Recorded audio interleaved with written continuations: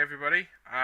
Hopefully you're hearing me and this is all working exactly as we planned it to be, as we're using a new computer today. So, um, for those of you that have been asleep for the last 6 months, I'm Gordy, and tonight I'm joined by four of our Master Model Railroaders, and they're going to take your questions. So, during the course of this evening, or this afternoon, wherever you are in the world, the morning if you're in Australia and New Zealand, pop your questions into the live stream chat. So whether that's you joining us on YouTube or you joining us on Facebook, pop your questions in, and I'll put them to the gentlemen that are with me tonight.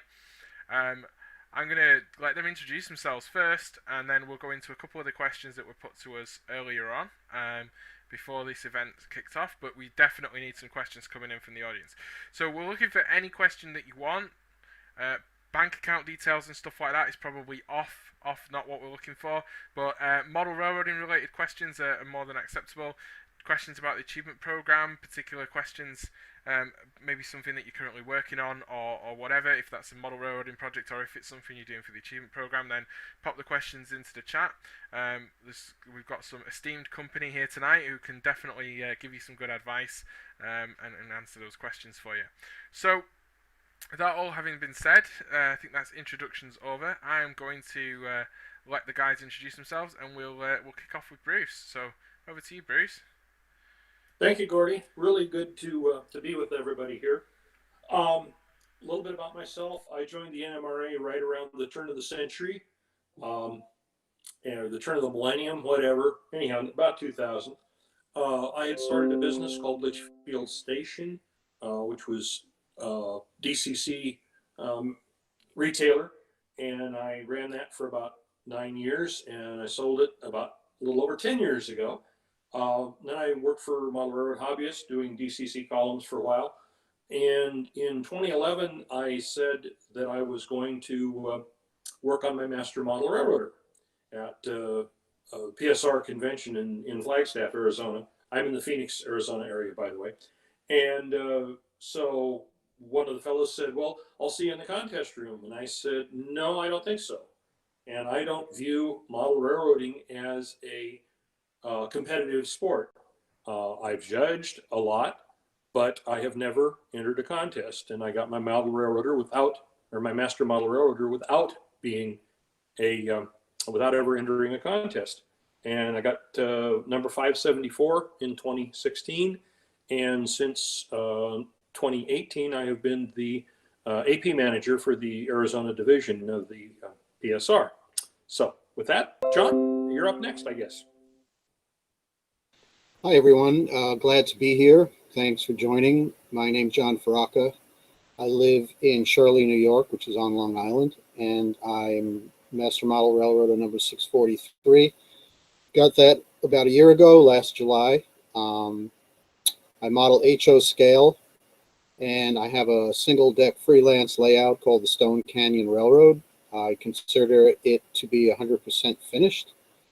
I've been operating this layout for about 7 years now with about 80 op sessions under my belt. The certificates I have are scenery, electrical, civil, structures, cars, author, and dispatcher. I started the journey in 2012.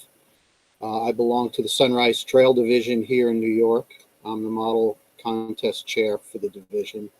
And I was approached by one of the board members who asked me if I would like to come to one of the meets. And when I did, I met the AP chair, and they kind of talked to me about the achievement program, which I looked into, and it looked like I could probably get a few certificates out of it. And for me, it's been a very enjoyable journey. I learned a lot. It's pushed me into areas that I hadn't been in before, such as scratch building, and just a very enjoyable thing for me, and met a lot of great people, and so that's my story.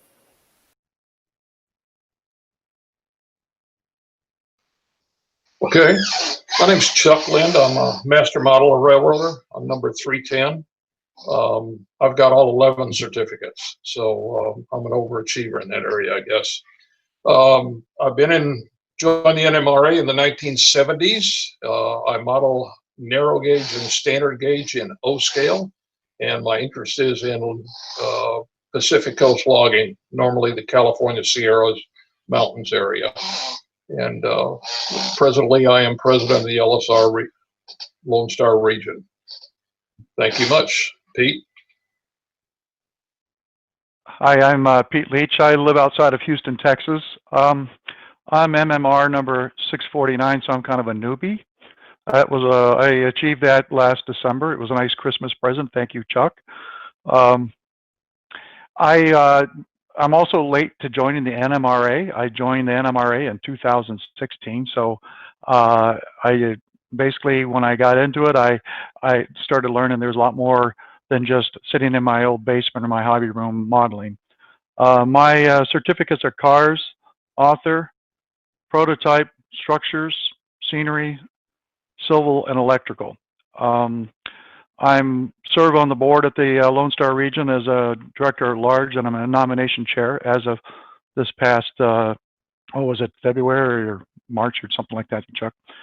I'm modeling the main 2-foot Wisconsin, Waterville, and Farmington in ON30 and a 10-foot by 12-foot bedroom down here in Houston. And one of the things I'm most proud of is that almost every one of my merit awards was based on something that I was building for my layout. As I joke around, I'm a modeler with a railroad. So I love modeling. So back to you, Gordy. All right, that's great. Thanks, guys. So we're getting some good questions in on the chat. So thanks, guys. Keep those coming. Some great introductions. Some really great modelling people in the room with us tonight. So question one. We'll come to the questions in the chat in a second. But the question that came in before the event was from Jeff Burns in Australia, and Jeff asked. He's wondering if a model can be assessed. I'm going to not use the word judged. Okay, we are not going to use the word judged tonight. We're going to use the word assessed. If can a model be assessed for more than one category, i.e., cars and prototype? Could the merit award count for both? Bruce, we'll go to Bruce first. Prototype is, I think, the most misunderstood certificate of them all. Chuck, you can probably help us with this. I don't think any of the rest of us have it, but everything that you do for it can go multiple places. If you need some structures, you need some rolling stock, all of this, and that all counts for the other certificate. And it's not a photo match type of certificate. Now, there was an article in the May 2019 NMRA magazine where a guy did a really good photo match for his certificate. But the idea is to use photographs to justify the scene that you create. And it's a great place to start because everything you do goes both directions, as was indicated. Chuck, you might want to add to that. Yeah. It is also one of the few where you do have to send the photographs of the model into the achievement program. Most of them don't go past your regional people. For me, when I model it, I modeled the West Side River Bridge and pretty well followed it as exactly per the photo and tried to model it that way. But I know it's one of the most misunderstood categories, I think, of all of them that we got, because you can do something in prototype and you can also have it in another category that can be. Thanks, Chuck. We're going to go to Pete. So that was actually the second AP certificate I got. I didn't know it was supposed to be as hard or as vague as it is. I happened to be modeling a town, and that town wound up having 3 structures that were later merited, and the scene was something was the reason I was building my railroad. I was trying to build a town based on what all the photos from 1925 Maine was. So that's, it is kind of misunderstood. Is it how much what's the biggest thing? How big does it have to be? Mine was a 12-foot long town, at no scale, but how long does it have to be? I don't know. Oh, that's cool. That's great. Okay, guys. So the question from the second question from Jeff, and then we'll go to the questions in the chat. Second question from Jeff was, in the author certificate, do online railroad blogs qualify? And if so, does he need to have a printed copy of all the posts to be submitted with his SOQ? We'll go to Bruce. That was the second certificate I got, and I was running Litchfield Station at the time, and I had page after page after page of instructions and various things on there that I submitted, as well as the write-ups for clinics that I'd done, and that's how I got it.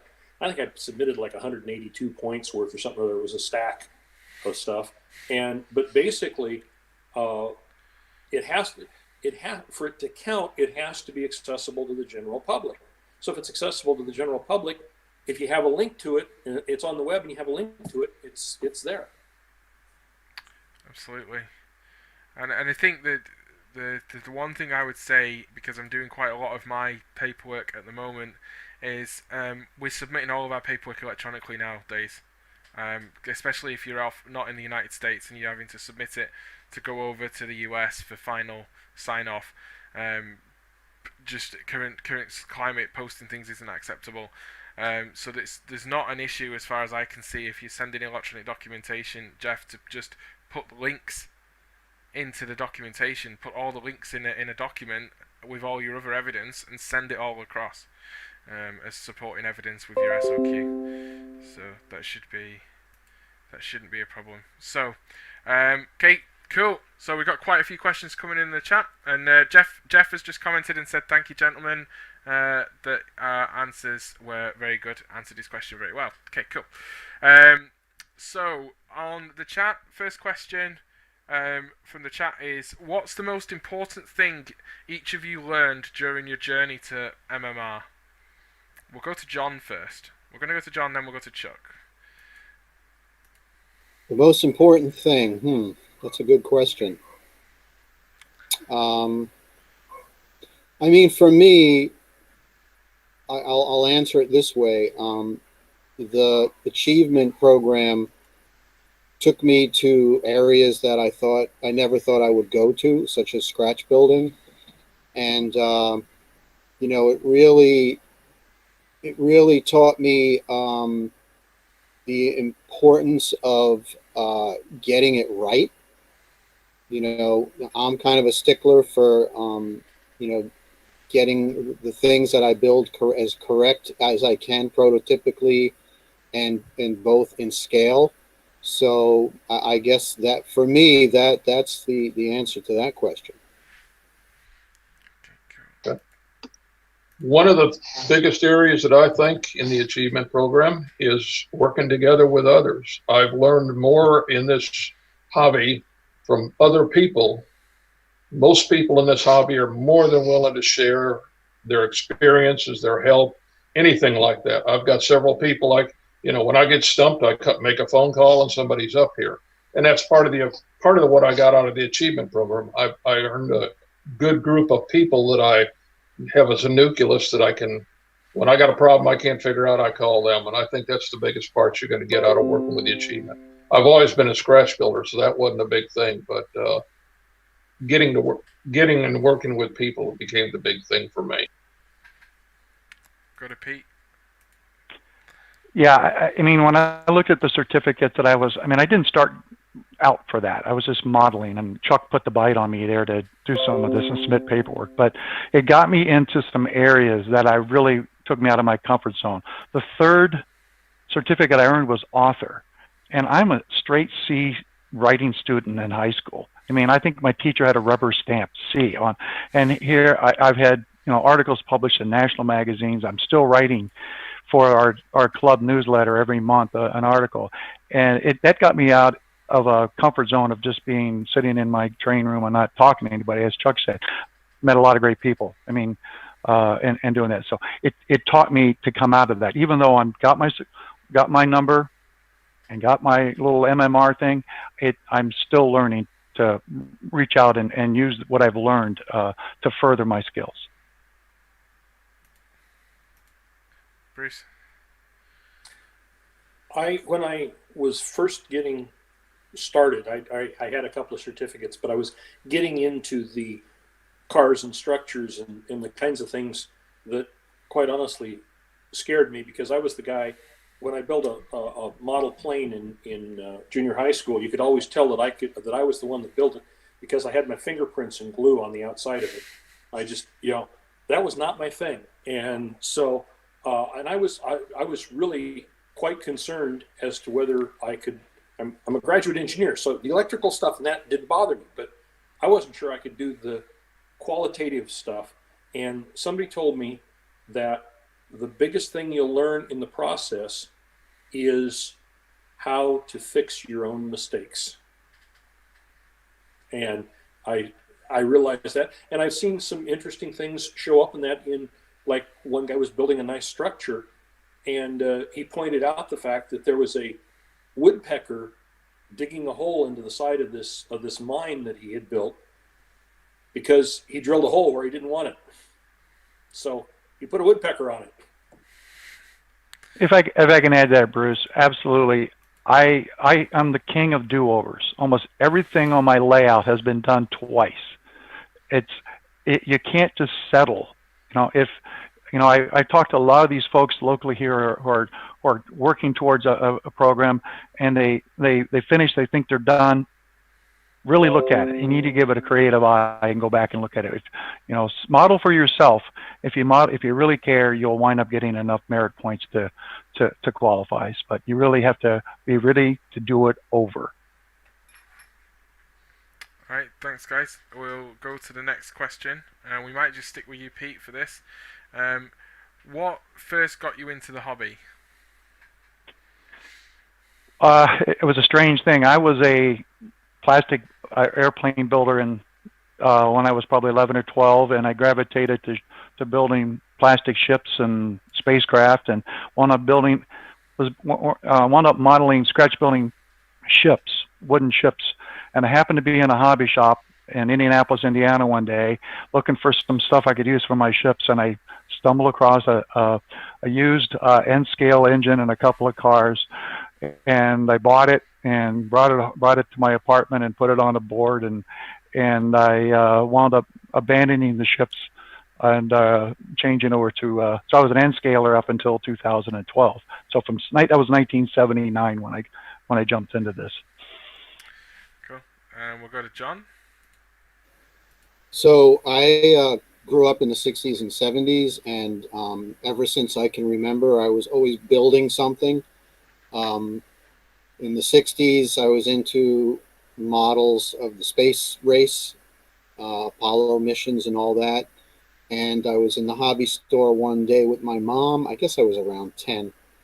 And I saw an issue of Model Railroader, and I picked it up and bought it and went home. And what really got me going is all those Campbell scale diorama ads. I just got hooked. And from that point on, I built a small 4x8 plywood layout in my family room, and that's really what got me hooked, was that issue of Model Railroader. Chuck. Basically, it goes back to third grade. I met a lifelong friend in third grade and went to his house, and he had an HO model railroad in the basement. And at that point, I had Lionel, and his just looked so real. It just looked unbelievably real compared to Lionel. So that started me on the hobby and started me going. And between that and my mother buying me a book called Short Line to Paradise on the Yosemite Valley, that got me into logging. So it's been sort of a lifelong pursuit. Bruce? I had Lionel as a kid, and when I was in high school, we moved, and it didn't make the move, and yada yada yada. And about 25 years ago, something like that, I wanted something to go around the Christmas tree. And so I said, hey, um, I'll get a train. And I went over to a local hobby shop, and he starts saying, well, do you want diesel or steam? And I said, well, I'd like steam. He says, well, okay. I said, in fact, I'd like steam narrow gauge. And he goes, okay. So he sent me over to Coronado Hobbies, and I walked in, and he okay, here's a box full of parts for $600. And I'm going, no, that wasn't quite what I had in mind. And so I went out and I bought a Bachman or something or other set, and it ran around the Christmas tree about 4 times before it died. And then shortly thereafter, we moved into the subdivision that we're in here. That was about 98, 97. And we started, a bunch of guys said, hey, we're going to start a model railroad club. And I said, wow, that's cool. And that was my introduction to model railroading, was this club. And that's what led me into a DCC. And that whole thing was just being part of this club, which has just been shut down in the last year because they took our space away. But, it's just, everybody comes from a different path. And it's really fun to see how we got there. Absolutely. Okay, so let's do another question. This is topic close to Gordy's heart. Jim asks, what do you think is the main thing that we can do to get younger people involved in model railroading again? With the NMRA board of directors saying their target age is 45, we're going to not broach the subject of people under 18, but people under 45 as younger people. And then I can nicely fit in that category. So what would be your thoughts around involving younger people in model railroading? John? Well, I've had a lot of visitors to my layout, and I think the best way to get somebody into the hobby is let them actually see a layout. I've just had so many young people, a lot of my son's friends, and just friends of mine that had no idea what the hobby is about. And when they come down and see it, they're just, blown away at what you can do. And of course, I try to, explain to them a little bit about the hobby and what's available, and how you can get into it. So for me, I think letting people actually see it, firsthand, I think that's a good way of getting them into it. We'll go to Chuck and then Bruce. Okay, I totally agree with John. In the Houston area here, I'm 60, 70 miles from Houston, but the Houston area has every November, they have a model railroad open house. It starts like the last weekend of October and goes through the first weekend of December. And we normally have about 60 plus layouts that open up for the public. We put it out at hobby shops and things like that we're opening up in different weekends. So you don't have to be open every weekend. And we get a lot of people come by, and the amount of people that are just intrigued by what we do and want to know more information. We try to pass out club brochures and NMRA stuff and stuff like that while we're doing it. But we're usually open for the month of November. Don't know what's going to happen this year. It may be a video thing, but we'll see. Cool. We'll go to Bruce. I was at the 2019 convention in Salt Lake City. Saw Gordy there, actually. But the thing that I saw was several people, and we talked about this in a couple of different clinics and that sort of thing.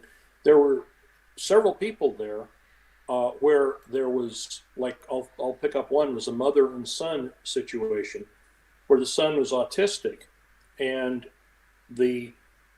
he wanted to get into a club that was a 100% club, so they wound up joining the NMRA, and I don't know what this whole 18 rule is going to do to that, but it's probably not going to affect that, because usually in those cases, the parent wants to be there with the child anyhow. But what happens is you get a 2-for-1 out of that group of people, because you have something that really seems to help the autistic child, and you have the parent getting involved in the things that are going on, and that's a wonderful thing to be able to see, and it's kind of nice to get a 2-for-1, and the parents that come in that are in that sweet spot of people that aren't just trying to start out their house and their family and all that, but they're more established, and they might have the availability of some time and some finances to actually do something with model railroading. If I can finish this off, I've been involved in youth sports most of my life. I've coached 3 generations of Leach boys, my brother, my 2 sons, and my 2 grandsons. And it's sad that we have to do at the NMRA. I understand it. But my thought is we need to plant seeds. What Chuck didn't mention is that we also, our local Houston club, it's the San Jacinto Model Railroad Club, hosts a large train show in February usually, and where it's open to the public. We have thousands of people come through over is it a 2-day or just 1 day? 1 day, I guess. It just seems like 2. And we're planting seeds. There we get a lot of families coming through. They're seeing modulars. They can pick up bargains from the tables and stuff like that. In addition, myself, I failed to really spread the seed with my 2 sons. I was too nitpicky with them on when they tried to build their layout. I've taken a bunch of my end scale stuff out of the closet, and I've built a layout for my grandsons, who are now, they started when they were 5 and 7, and they've been at it for a couple of years now. And they're building an end scale layout underneath mine. I'm trying to plant seeds. They come over to Grandpa's house and they can run trains. I make sure the track is worked, but I'm letting them paint the cars whatever the color they want. I'm letting them do all the scenery and all this stuff, and nothing's prototypical, but who cares? So and we need to find a way to plant seeds with those generations while we're trying to recruit the old bucks like myself to join the club later in life. Cool. Thanks, guys. Okay. Next question, back to Jeff in Australia. In your local groups, your local NMRA groups, how do you promote or encourage members to take part in the achievement program? Bruce first. Well, of course, that's kind of my job as the AP manager for the division, but I started a newsletter that's sent out to the division. In fact, it's available online on our division website, which is AZDiv-NMRA, I believe it is, and in the achievement program section. And I sent out, it was a 2-page thing. I sent it out the 1st of August, and I've gotten 3 people since I sent that out that said, I really want to work on my MMR. And in the month of August, one of them got his qualified for his Golden Spike, author, scenery, structures, and electrical. He needs to build track for civil. He needs a couple of signatures for his dispatcher, and he needs cars. And I think that's it. Anyhow, he may be done by the end of the year, and a couple others are getting some certificates. And it's really starting to pay off. So I think the biggest thing is just getting the program in front of people. When I joined the Arizona division, at every division meet, they'd stand up and they'd pass out these certificates to people. And what does it mean? What does it prove? What's that all about? And it's just right over my head because nobody was explaining it. I started doing clinics about the program and how the program works and the difference between judging and evaluation and all these sorts of things. And we're seeing more participation as a result of it. That's cool. Thanks, Bruce. Anyone else want to add anything about their local groups? One thing that I know Chuck has done, Chuck belongs to the same club I belong to, and he's personally handed me every certificate and award that or merit thing I've gotten, and he does it in front of the club. You know, our local club is a quasi division and vice versa. So being recognized, I think it incites people to, rather than just having it mailed in your house, it gets people excited. We have 2 or 3 people, whether it's envy or jealousy, I don't know, but they're saying, hey, well, Pete Leach got it, so maybe I can do this too. And so, but certainly bringing it out that it's there. I didn't even know about this thing, to tell you the truth. I thought this was, every time I see MMR, I thought that was some degree you had to get from some college or something. I didn't know what it was. So making sure people are aware of it is important. Cool. Okay, we'll go to another question. If we're all good. So another question. This is quite a good one. This is coming from a gentleman who is just joined the NMRA, Dan up in the Twin Cities, and he's asking: Are your regions or divisions doing any virtual meetings or any virtual work sessions at the moment? All right, everyone's doing their hands up, which is a good sign. I like that. We'll go Chuck, and then John, and then Bruce. Okay. Yes, we have pretty well gone virtual in a lot of our things. I mean, I can now. The good part is I don't have to travel to see all the other divisions in my region that are doing it, because I can drop in on a Zoom conference and watch that. And our local club that Pete and I belong to, they're having a Zoom conference. One of the other things that I thought was rather interesting is, I guess, just because we want to visit with people that we don't get to see now, they're having a show and tell every couple Sundays where you just get to sit and talk with people and show them the project you work on. And I mean, I think that's been a rather nifty thing for keeping people involved in the hobby and showing you, because there's another group that Pete and I go to called Petticoat Junction, and we bring models to that all the time for people to look at. And that's sort of how I got Pete into it. I told him, I said, you're building this stuff, you need to have it judged. And that's what it worked. So then I'll pass it on to John. Yes, good question. My division started a weekly Zoom meeting every Wednesday, and we do clinics, presentations, layout tours. I did a layout tour of my layout. And I understand the Northeast region, the NER, is going to be doing a virtual convention in December. So I'll be doing some clinics there and probably a tour. I do a lot of Facebook posts in various model railroading groups, and I was invited to do a layout tour a few months ago in the Dallas, one of the Dallas divisions. I forget which one it was, but yeah, it's huge now, and I think it's going to be permanent, even if even if we have the virus go away and everything's back to normal. I think it's still going to be prevalent, because it's a great way to get people together.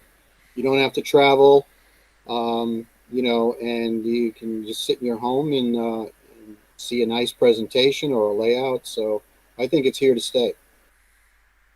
Go to Bruce. Yeah, there are several things going on in that sort of thing.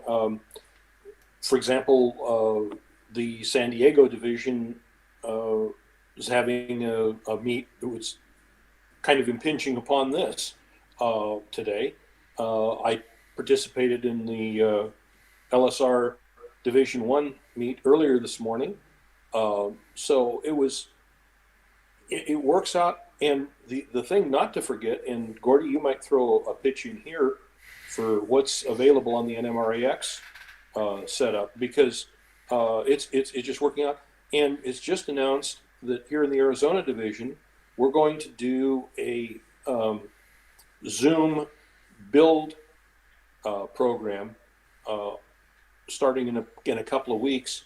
We got a special kit coming from Foss, and that our division director, Frank Baker, who is an amazing structure builder, is going to walk people through step by step building a small craftsman kit. And he's expecting it to be 8 one-hour sessions, maybe every day, maybe every other day, something like that, and work on it and let people see what he's doing and work right along with him. So it's going to be kind of a fun make it and take it. That's cool. No, I think I think we'll plug NMRAX at this point. There's a lot going on. I think now from an AP perspective, it's never been easier to get your volunteer and your author points right now. Never, because you can jump on a regional meeting in a different region and go and give a clinic and get points for that, either as a volunteer or author. It's something that's not been really readily available. Whereas you may have in your local division had to wait on a big waiting list if you're in a big division to be able to give a clinic at your divisional meeting. There's divisions all over the place now doing virtual meetings, crying out for clinicians. Especially my own division in Scotland and around the world. So I think I echo what you guys have just said. It's a great time, and from an NMRAX perspective, for those few 65 people that are watching this live, and the people that watch this recorded, hopefully before what I'm about to say happens, is that in December, between Christmas and New Year, the team here at NMRAX are looking to do the world's biggest make and take clinic, and we want to do a clinic where everyone will download a card kit. We can't do a Craftsman structure like a Fosco kit because it's simply impossible for everybody to get that shipped to themselves and make it cost effective, but we're going to do something where everyone can download the same kit and we can all make it together, and we'll obviously not be we'll stream it, but we'll be able to invite NMRA members to come in and actually get some tuition. We'll see how that goes with 200 people doing the same thing. It could be chaos, but we will see how that goes. It might hopefully make why not 500 people, eh? But anyway, it's all to come, so thank you for that question.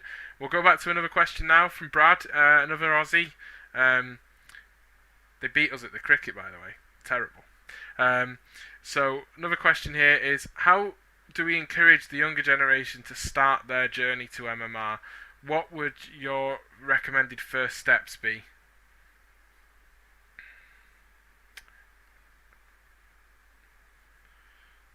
I'll go to Pete. I think that's a tough one. I mean, it's kind of intimidating. I think we have to watch that we don't pressure some of the younger folks into feeling they need to do this, because we could push them out of the hobby. You don't need to be an MMR to be a good model railroader. It's not going to be for everybody.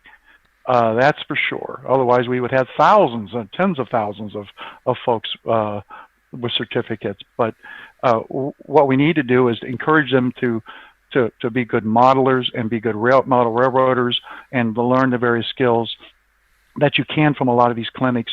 We have a couple of younger folks that in our local club, that one of them he's a son of an MMR.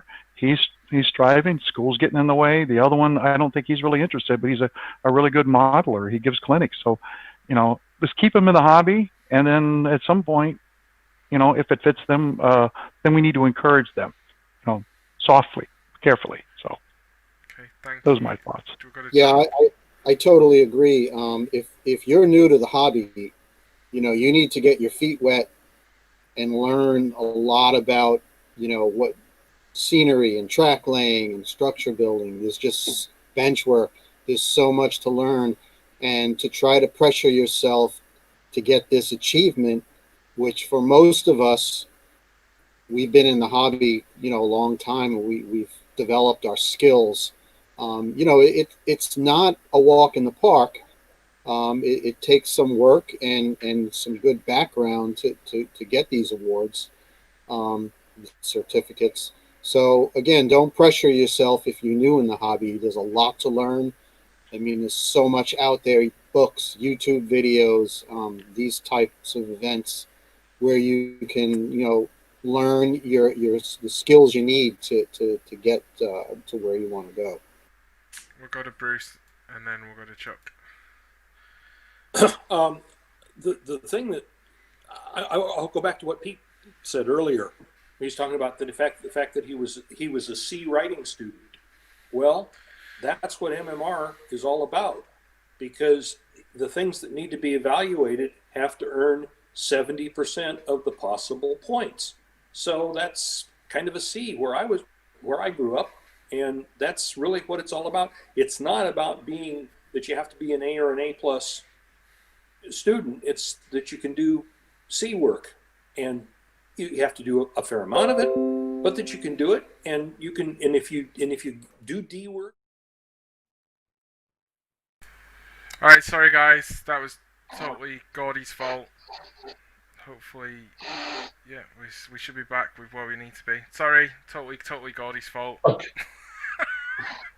Well, we won't punish you too bad, Gordy. Yeah. What I was saying is they want to run trains, and through this we've gotten people in San Antonio. I know the Austin group, the Dallas group. They've got them into operations, and a lot of the kids are looking at the younger ones are looking at that. It's a big video game that takes place right there in action, and they're able to do something and work it, and they like that. You might try to get them to run trains first, and then bring them in with the building of the pieces and the laying the track and doing things like that. Get them started in something they enjoy first. Okay, cool. We're going to go to some quick fire questions on. We're going to go to some quick fire questions on AP kind of rules, regs, that kind of stuff. Question that we've got from Ken. Does the prototype scene need to be a certain size or square footage? I mentioned earlier, I don't think so. I don't, it's up to whoever's judging it. That's part of the vagueness of this thing. It's got to be complete. Right, Chuck? Yes, sir. Mine, as I said, was O-scale bridge. I mean, we're talking 7 foot long. But it has to have all the certain things in it. It has to have, I had to have a train on top of it. I had to have the structure. I had to have a caboose. There was several items you had to have in that same scene. So I don't think size is as big a thing. I don't think it has to be so many square foot like scenery. Mine, as I said, was O-scale. One thing I'll contribute to bridge. Is I mean, we're talking 7 foot. The NMRA website is the Bible. That's where all the rules are laid down. But it has to have all. A lot of times you'll go in there and it'll say, well, don't overthink this, don't do this, or whatever else, because that's what people tend to do. They tend to make it more difficult than it was intended to be. Now, you can make it as difficult as you want it to be. That's a different topic, but it doesn't have to be that different. And I'm not talking about prototype. I'm talking about anything related to the MMR or the achievement program. And I do know that I came up through the situation here where things were presented kind of off the cuff, and some of the answers that we got weren't necessarily right. And you talk to 3 different people and you get 3 different answers as to what was important. And some of that has been ironed out by some changes in the regulations and the evaluation procedures and that sort of thing. But the key point is, if you got a question, go to the NMRA website, read what's there, download this SOQ, the Statement of Qualifications, because that is your statement that you're qualified for this award, and go through that like a pilot goes through a checklist. I mean, bing, bing, bing, everything. When you've got them all checked off, then you're ready to have somebody come and look at what you got. Alright, cool. Thanks, guys. We're going to go to another question. This question's from David. He asks, when building a model to get a certificate, does it matter what scale it's built in? I.e., could he build something in Z scale, or does it really have to be one of the larger scales like HO or O scale? I guess the question's really about detail. We're going to go to John, then we'll go to Chuck, and then we'll go to another question. As far as I know, it can be any scale as long as it's to scale. If you're building something in Z scale, make sure it's to scale. But as far as I know, Z, N, H, O, G, O, it doesn't really matter. In the Lone Star, we have had from Z scale up to 7.5 inch gauge brought into the contest room for judging. Car and a caboose in, and the only thing I can say is the bigger scales cry out for more detail. Something you can get by with in Z scale, you're not going to be able to get by with in O scale. There's going to be some differences there. I mean, that's the biggest thing I can see in the different scales. And once you get to 7.5 inch gauge, you gotta have everything on it. Everything's got to work. Good point, Chuck. Go to Bruce. I was going to say a similar thing. We just got an MMR here in the Arizona division, and he has everything from HON3 to 7.5 inch gauge, including getting motive power in 7.5 inch gauge, which is a lot of machining work.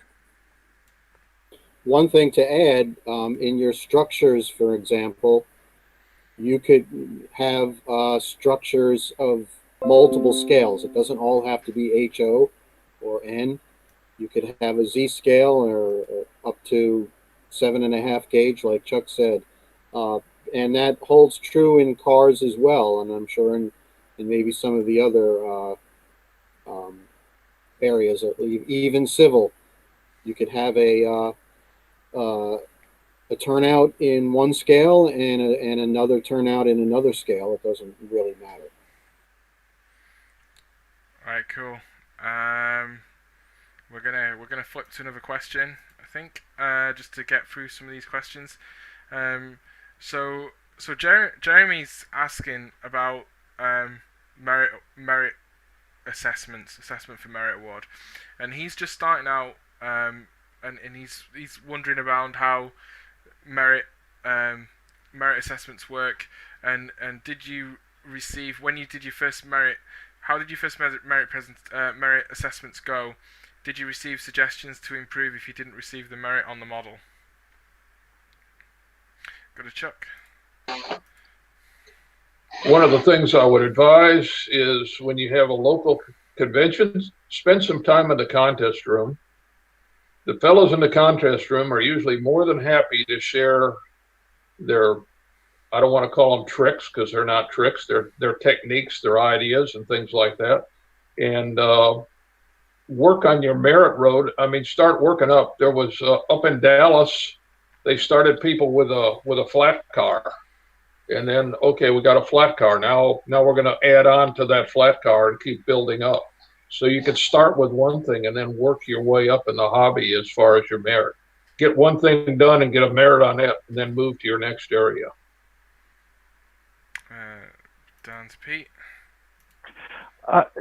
One of the things I've brought models to contest rooms, I've just had them brought to the local folks and for judging or assessing, as we're saying.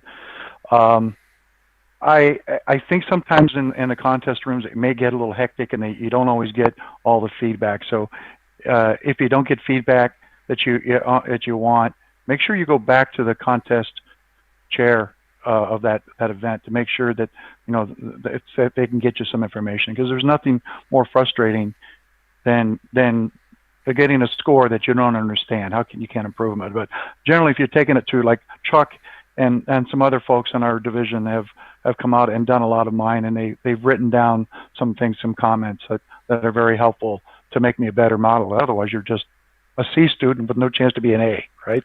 So. Thanks, Pete. We're going to go to Bruce.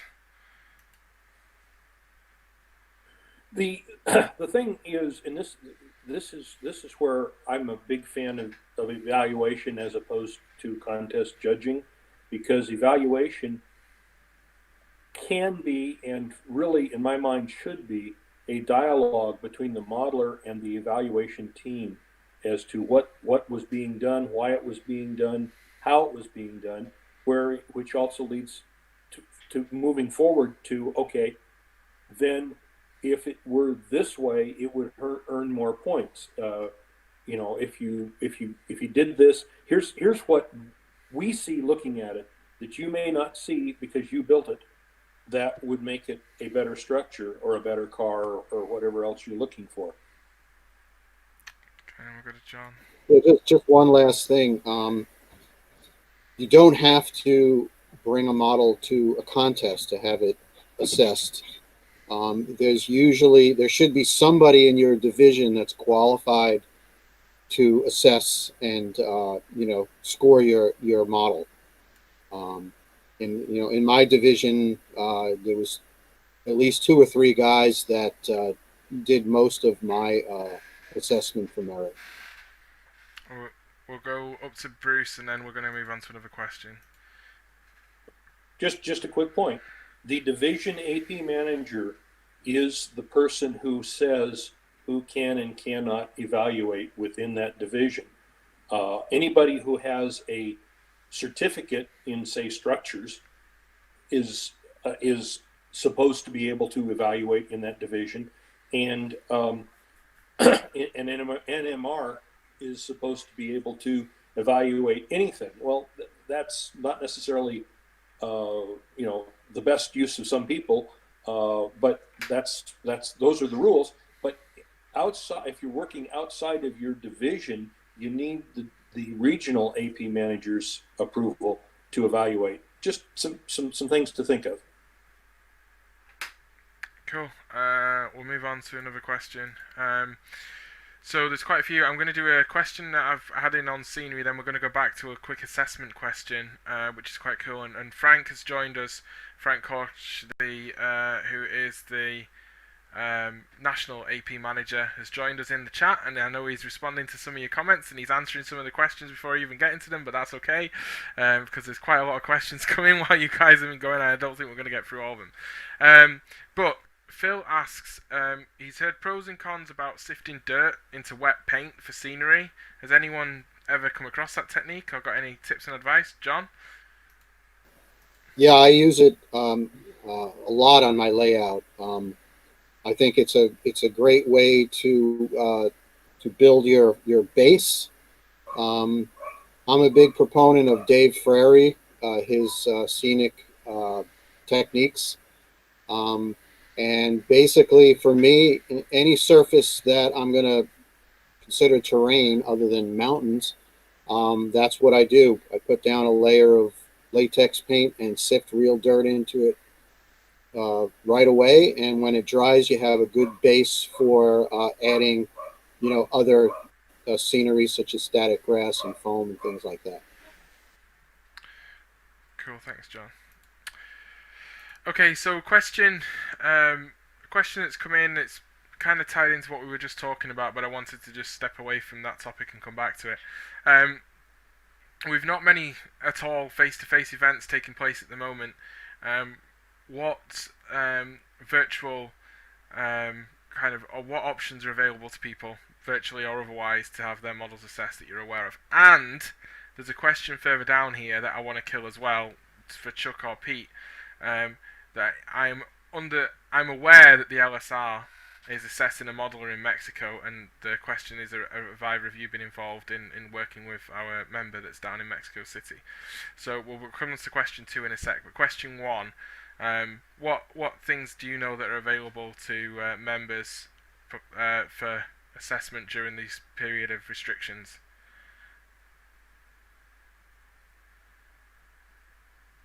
Chuck?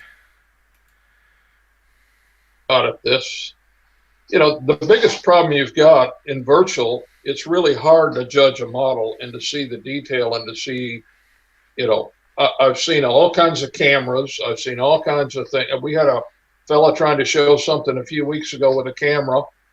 I don't know how old his camera was, but it's the worst pictures I've ever seen coming out of it. Now, to judge something like that would be almost impossible. I mean, you've got some situations there. It's going to be very difficult to take on something like that and to do it virtual. I think, personally, I've still been going around and helping judging at people's houses. It doesn't, I figured, what the heck? I'll help them where I can help them. Okay. Anyone else want to add anything? Donna, Pete? Yeah, actually listened in on one of the other Ask MMRs, and I know they talked about this, and I think what they talked about is if it's a high scoring model or a low scoring model, it's easy to evaluate that way. It's the ones that in that 80 point range, you know, a few points either way. And I know I've got a good friend here in Houston who got, you know, just 2 points short of the qualifying number, and there's no way you could do that virtually. You'd have to see it in person. So that's going to be the toughest thing that the organization has going forward, as long as we're 6 feet apart. Yeah, I totally agree. I'm the contest chair for my division, and I don't see how it can be done, especially for structures or cars, and even scenery. You know, it really requires a personal visit. Yeah. Okay. Cool. Thanks, guys. I'll say that. Now, you want to ask about the one in Mexico? I was just going to go on to the one in Mexico. Yeah. I got involved with that one. As I said, I used to be contest chair down here, and I've also now president. We had a fellow that's come to the LSR conventions. He is from Mexico City. He's got a huge layout in Mexico City. And one of our directors that used to be in the San Antonio area got him interested in the AP program. Well, in Mexico, he has nobody. There is nobody down in Mexico to help him. And so we've had some fellows that have, on their own, have flown down there, spent the weekend with the guy, and judged a lot of his layout. He's got a very large layout in Mexico, and he does some really quality work. And he has been up here to, I think, about 3 of our conventions in the LSR. So we're just trying to help the fella. He doesn't seem to be able to get any help anywhere else. So the LSR just sort of said, we'll help you where we can help you. Yeah, no, I appreciate that. And I know Eduardo's listening tonight, and Eduardo is in Mexico City and has been a clinician on MRAX from Mexico a few times. And Eduardo asked me a few months ago, was there anybody else that we knew about in Mexico City? And of course, I didn't at that time, but I would hope that we can connect Eduardo and our gentleman in Mexico City and potentially get an MRAX layout tour organised of this absolutely huge layout. I think if it's as big as what I heard, which was that it was 30 meters by 90 meters, and it was HO, is it, Chuck?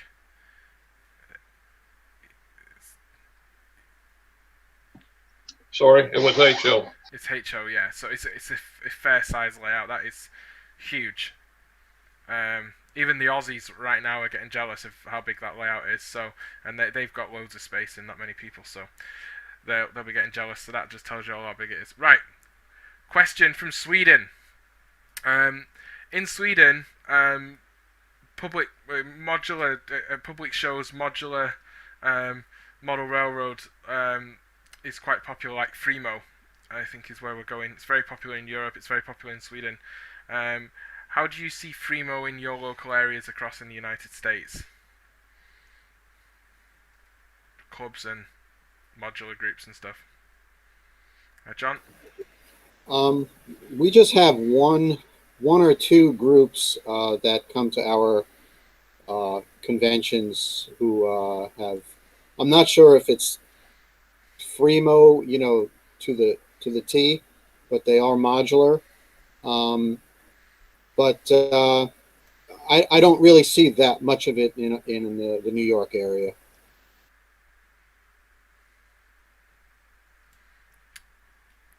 Cool. Who wants to go next? I think modular is going to be a way for a lot of people. We had a convention in Austin a couple of years ago, and one of the fellows talked about it. A lot of your younger people coming up through the thing cannot get the houses that some of us older guys have got that have the space for a model railroad. And modular type construction, he suggested, as being the way of the future for some of the younger people that want to get into operating and want to get into building railroads. They can gather together, put it up, and then operate their railroad. Bruce? Up in the Salt Lake area, there's a whole bunch of youngsters that are involved with, and I know some in the Flagstaff area and all that, with what is it called? TT? T-track. T-track, yeah. And they're having a ball with it.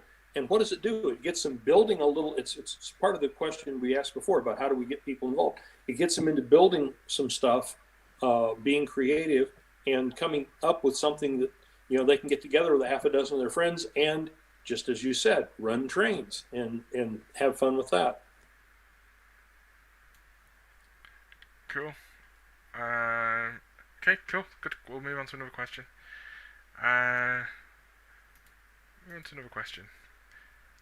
Okay, so I've got a question here about paperwork, and somebody found the AP paperwork on the NMRA website and saw there's lots of documentation and there's lots of things to read and there's lots of paperwork to complete for some of the certificates, and it can be very discouraging, the paperwork side of getting your MMR. Have you got any thoughts around how someone can make their lives easier? Chuck. Go to Chuck. I'll start out with what Bruce said earlier. Don't read it and make it harder than it is. The best way, if you're interested in doing one of the categories, is when you read it, if you got questions, get with your AP people, get with some of the people that do the evaluations and things like that in your area, get with them and go over it. It might not be as difficult as you think it is. Too many people try to read in way too many things when they read the paperwork. Yes, there's a lot of steps you have to go through, but check them off as you go, but work at it. You're going to get through it. I mean, get with people and ask questions. Yeah, exactly, Chuck. When I was going through my different certificates, my AP chair, Mike Siegel, helped a lot. And there's always going to be someone you can reach out to, whether a phone call or an email. And like Chuck said, don't read too deep into it. It's really not that difficult, and there's help out there for you. Pete. Yeah, to go on what John said, I had one that was way overthinking, and I got a hold of Chuck, and I drove out to Chuck's house. We sat in that one of the, I don't think it was there, it was in the train room, your workshop, and we went through it, and he got a hold of Dwayne, our AP chairman for the region, and we got on the phone with him and walked through, this is what it is. I was way overthinking the requirement. The paper, if you get through the requirement, people will help you with the paperwork.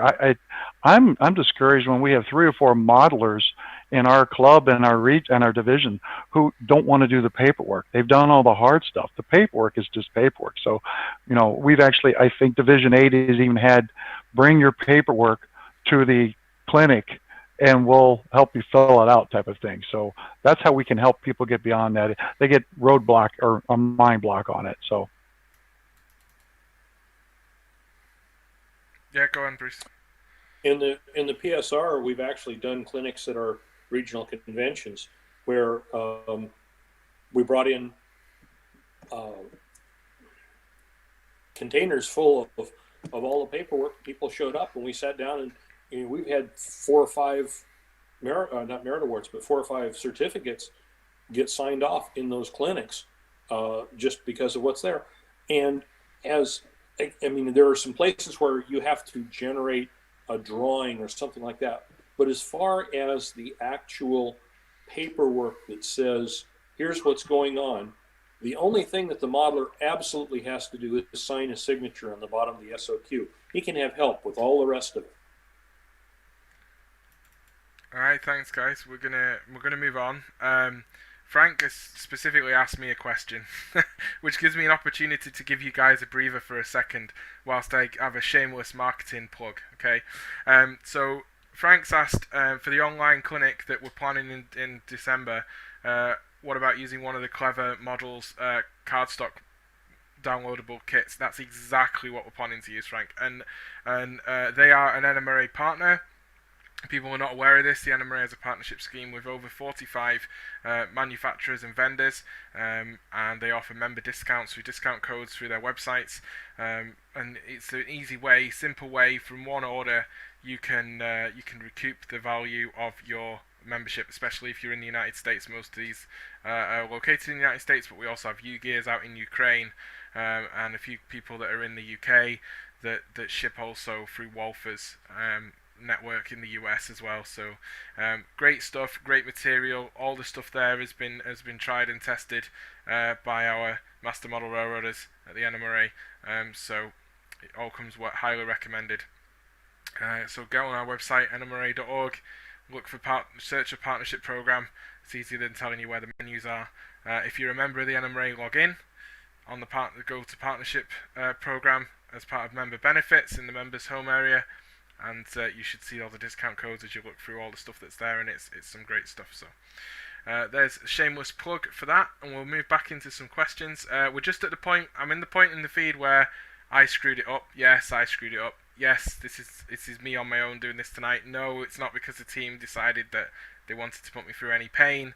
It's because I said I'll be able to do this on my own, and then I went and clicked on the wrong button. But hey, human error, it happens. This is live TV.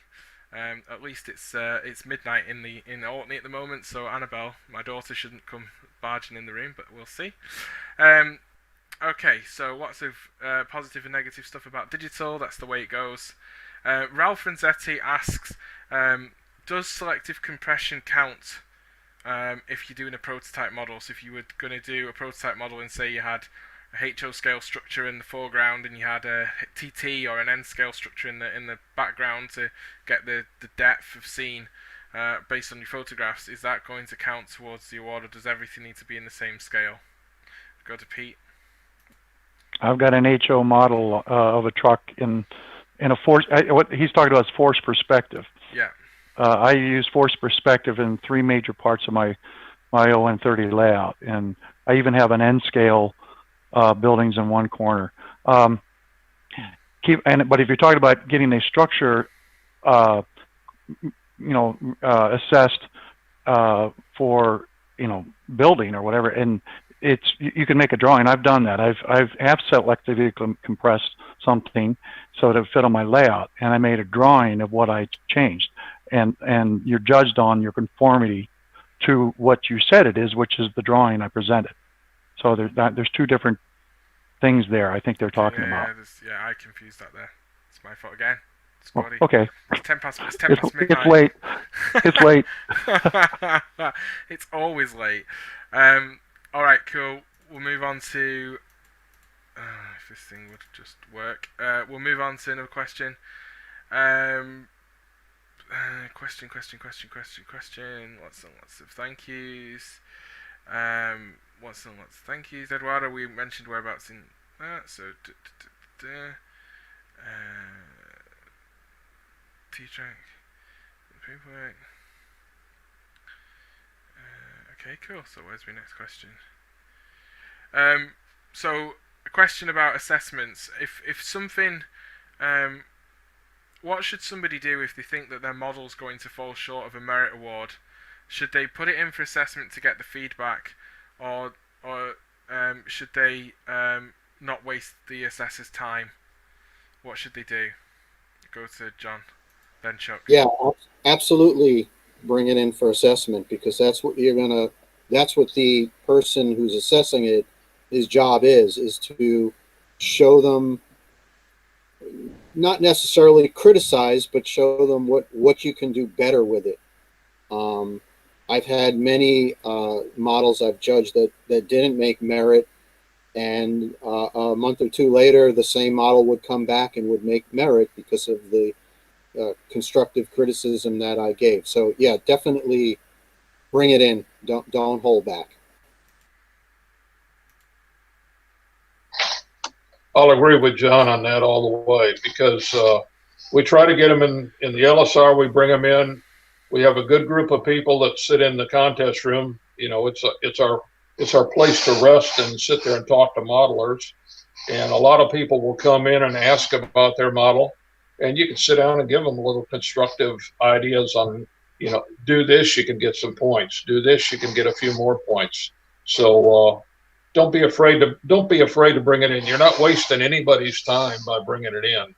The only thing you're wasting is a chance not to learn how to make that thing model better, or it may already merit. So you'll be surprised.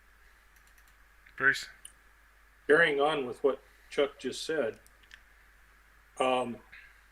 it may merit.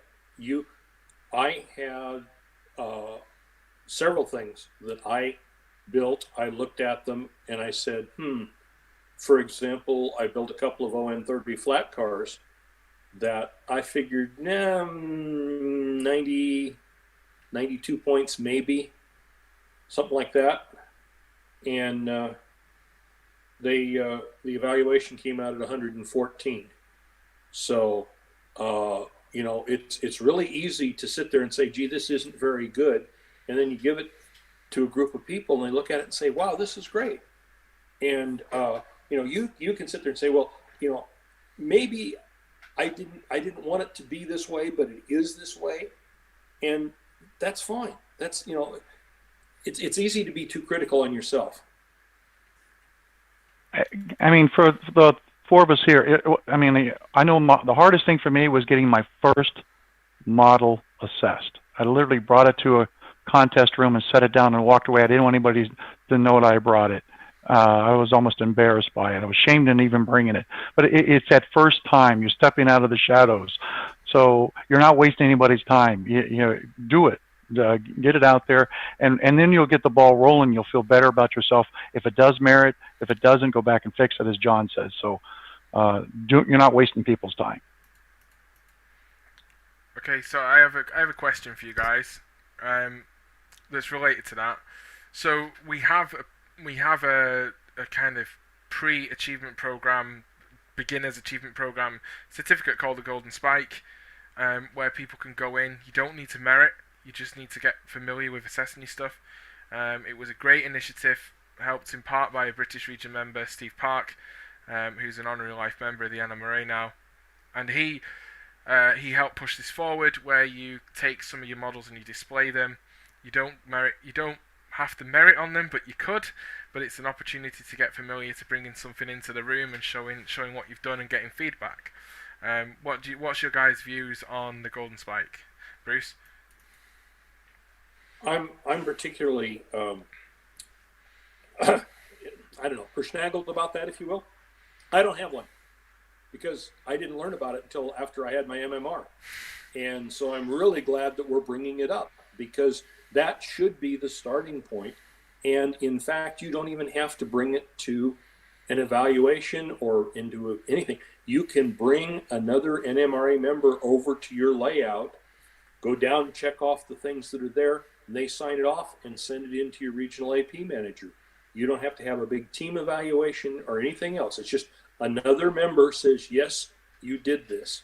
And the track work it can be commercial track on commercial roadbed with commercial ballasted. But you don't have to do any of the fancy stuff, if you will, that are involved with civil and that sort of thing. And boy, it's a great place to get your feet wet. Chuck? I'm just exactly like Bruce. I started my MMR program back in the 80s, and nobody mentioned a Golden Spike. I don't know if it existed back then, but I can't qualify for the Golden Spike anymore. So we need to push it. I've been trying to push it to anybody that's building a layout. As you're building a layout, you're going to have a Golden Spike by the time you get partway through the layout. So get out, get somebody to come over and look at your layout and get it judged. Yeah, I had the opposite experience. So for me, the Golden Spike was the first step. And it was kind of like, a push, like, I got this award, or whatever you want to call it. And it kind of gave me the impetus to, to explore the other areas, the other certificates. So yeah, it's definitely a good first step. Cool. Thanks, guys. Okay. Where are we at? Wow, we got through a lot of stuff there tonight. Wow. Okay, I'm gonna give you guys like that are watching five more minutes ish to get more questions in. Otherwise, we may finish a little bit earlier than was originally planned. But that's cool. A couple of things to tell everyone about that's going on while we wait for a few more questions to just drop their way into this. Um, the people that help the NMRAX Model Railroading Live have a live YouTube show at 9 p.m. Eastern on Model Railroading Live YouTube, and it's Who's Big Bill Talking To? Is their show tonight. So if you've needing some more Saturday night entertainment or Sunday morning entertainment in Australia, New Zealand, then get yourselves over after our event. Don't retune your set right now. I'm showing my age now. I'm not even that old. But don't retune your set just yet. But get yourselves over and check out Model Railroading Live on YouTube to see their show, Who's Big Bill Talking To, straight after this. So let's see what we've got there from a few questions that we maybe skipped over a little bit earlier. So.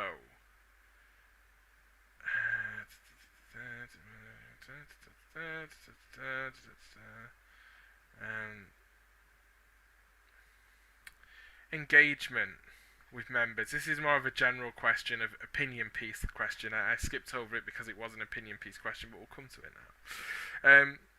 How do you feel that as an organisation we should reach out to members who are maybe not on social media? A lot of the stuff that's going on today now, this is on social media.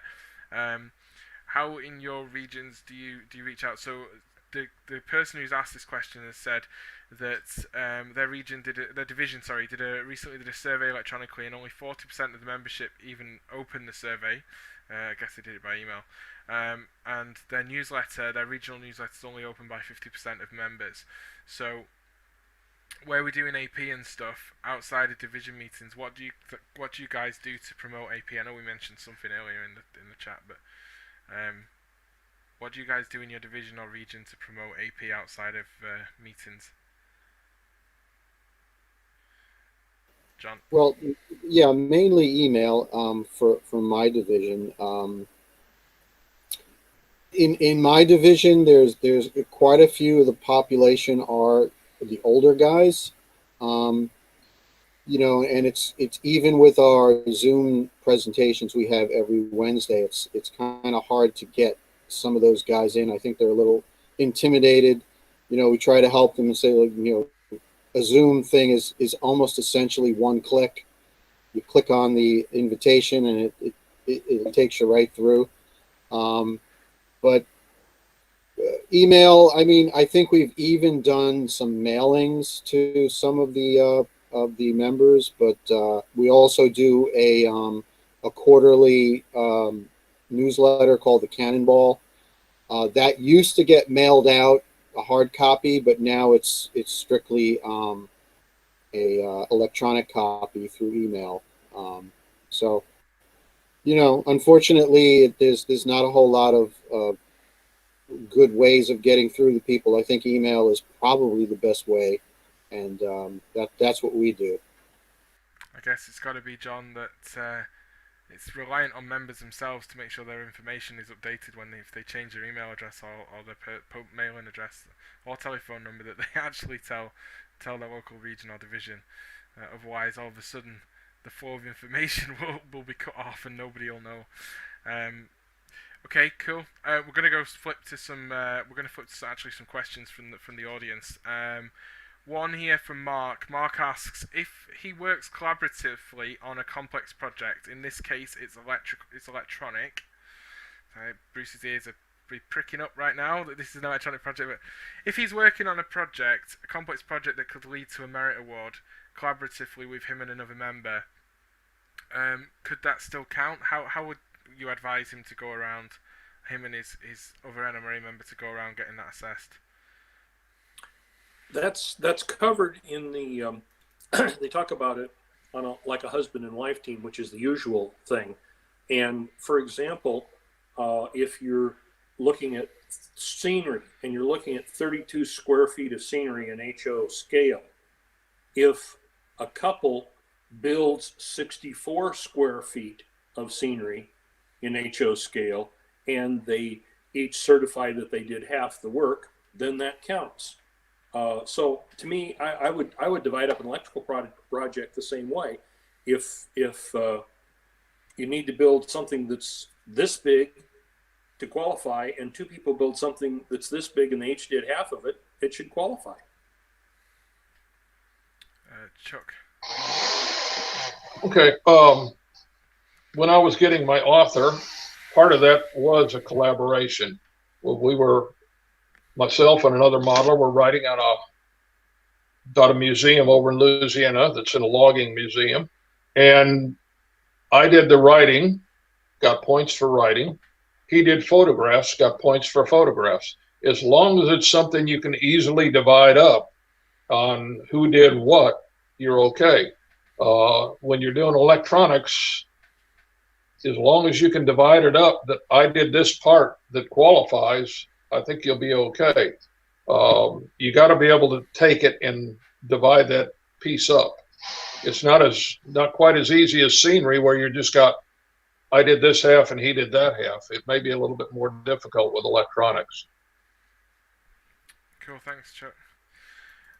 Okay, Ralph Renzetti is going to absolutely murder me, but I always am on the edge of being murdered by somebody.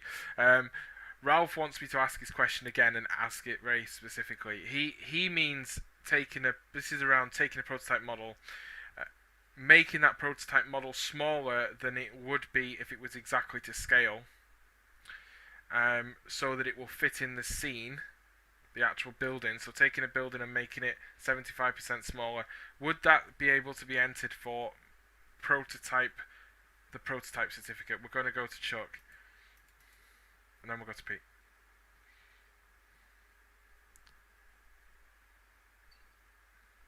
I would say yes. I mean, as long as you're compressing to fit your layout and you're still following, I mean, I've seen the Durango station where they've chopped a section of windows out here and a section of windows out here to compress it to fit their layout. It was judged and scored and it merited. So as long as you've got the drawings to back it up, you've pulled this section out, you indicate all of that while you're doing it in the contest, you're going to be okay in conformity. You're conforming to the rest of the item. You're not just, the way I read it, he's wanting to stay in HO scale or whatever scale he's in and just shorten the building to fit in his area. Compression's been going on in the hobby for years, so I don't see any problem with that. Do your paperwork. What you don't want to show is an uncompressed building when you draw it and say, this is what I'm doing, because the judge is going to look at it and go, no, it's not. It's missing 2 sets of windows here and another set of windows here. You didn't build it. When you do it, you got to mark on your drawing where you're taking this out to fit your layout and still keep it the same to conform to the rest of the drawing. Pete? Yeah, my town, it was judged for prototype, and the potato warehouse in the corner was not only compressed, but it wasn't even in the right location for the prototype, but I documented it. This was compressed by 50% or whatever it was, and I had to move it from where it is here on the map to over there. I documented all that, and I think I got like 114, but that's selective compression, but just document it. No one's going through and your structures and other models are judged in the structures or cars category on dimension. That's when you get the tape measure out to the drawing. The prototype is more, does the scene you're modeling match what the prototype did, and any deviation you have from that, because we're modelers, just need to document it. Bruce. I had one that leads to a comment that's slightly off topic, but very, very important. That is the category of conformity. And the general practice is, out of the 25 points for conformity, the maximum that you could, and this is not, gee, this is the way it should look or something or other else. This is, how well does it conform to what it should be. And unless you say otherwise, what it should be is what's out there in reality, and that involves plans and photographs. And lack of plans and photographs can cost you 10 points. So that's about 7% off the top if you don't have plans and photographs. And and there's nothing in there that doesn't say that your plan can't actually be an as-built drawing. You know, but you've got to have, if you want those points, you've got to provide something for the evaluators to hang their hat on and say, yes, this conforms. And those are points that people leave on the table all the time.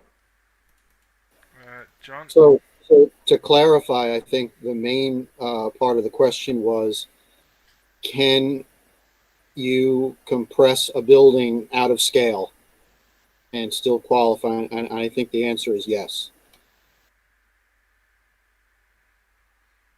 Okay, yeah. So thanks for your answers, guys. I'm just going to read out what Frank's put in the chat for everyone who may have missed this. And we're going to move on from this question. And Ralph, if I'm not answering this properly for you, I will get you an answer. Just write to me and I'll get you an answer. But Frank said here, selective compression is acceptable in all categories. Does the model photograph approximate the prototype photograph? Yes or no? Not exact, not necessarily exact. So no one's going out there with a scale ruler to a scale drawing. You know, it's you're looking at, does it approximate it? Okay, so where's my next question? And Bruce also put into the Facebook, for people on Facebook, Bruce put in his AP newsletters into the Facebook feed. Okay, so question from Wayland. Is it possible to have an item judged in a different division for credit if you travel for work? So he travels around the country for work. Is it possible for him to nip into a local division and have his work assessed as he's on the road doing it? Bruce? Absolutely. I actually got cars out of Mid-Continent region because I was there doing work and the evaluation was done there, so I processed it through there, and yeah, it works just fine. Yeah, I mean, everything ends up at the national level anyway, so I wouldn't see why it would matter where the assessment's done, whether it's your division or a different division or a different region. Cool. Thanks, guys. Question from John. I think it's Lloyd actually, but it's okay. It's John for everyone. Question on AP question for structures. What's the panel's views on having a structure judged for the AP via photographs on the internet? For example, if he was to send 10 very high definition photographs of each structure where you're able to see the doorknobs in detail, for example, that level of photograph, you're able to, and it's stacked and you're able to zoom in on it. Would that be acceptable for a remote assessment? John? That would be a tough one, because one of the things that I do when I assess a model is I measure it and make sure it matches. First of all, make sure it's to scale and make sure it matches to the drawing provided. So it's a tough one, and it's probably going to be debated quite a bit. But I don't know. For me, I would think it would be very difficult. Bruce? Well, if I remember correctly, and I may be off by a little bit, but Frank Koch sent out last fall a thing about remote evaluation or during the summer, I think it was, and basically that things like electrical and civil, no problems with those because that can be done on a Zoom call or whatever else, but with the subjective things, structures, motive power, and cars, that they've done a bunch of tests, and the midpoint of like 85 to 95 points, somewhere in there, it's very hard to get consistent numbers out of multiple people doing remote evaluation. And so they were not going to accept remote evaluation for items that fell in that midpoint. And I don't remember what it is off the top of my head. But basically what it was is anything that's in that 85 to maybe 100 point, or somewhere in that range, and that, you know, they won't accept something that's really a 95 point model being bumped up to 100 or whatever it was, just to get past that threshold. And so, and then apparently they've seen some of that happening. So it's going to be difficult to do those items with the current evaluation capabilities, and that's, hopefully we can get better at this, but it's going to require a lot of confidence and testing, I think, before it'll be acceptable. And Chuck, just before you answer that, I'm just going to come back because Lloyd's come back with a follow-up thing. If his structures are already on the layout, I'm guessing, guys, being an engineer myself, retrospectively having drawn many a thing to get a part made, it's okay to retrospectively make drawings. I think Bruce even actually said this. I think it's okay to do retrospective drawings to submit with your model for assessment even after you've built it. Pete? Honestly, who's going to know the order which you did it? Did you draw it first and build it, or I mean, like you said, Gordy, you're an engineer. At the end of the day, the two have to match. So I've actually done that on a car before. It came out a little bit different than I had planned, and so I changed the plan. So, yeah. John, then we'll go to Chuck. Yeah, that's basically called reverse engineering. Okay, I'm a mechanical engineer. I've done that many times in my career, but yeah, as long as it represents what you've built, it shouldn't matter. Chuck. Mute.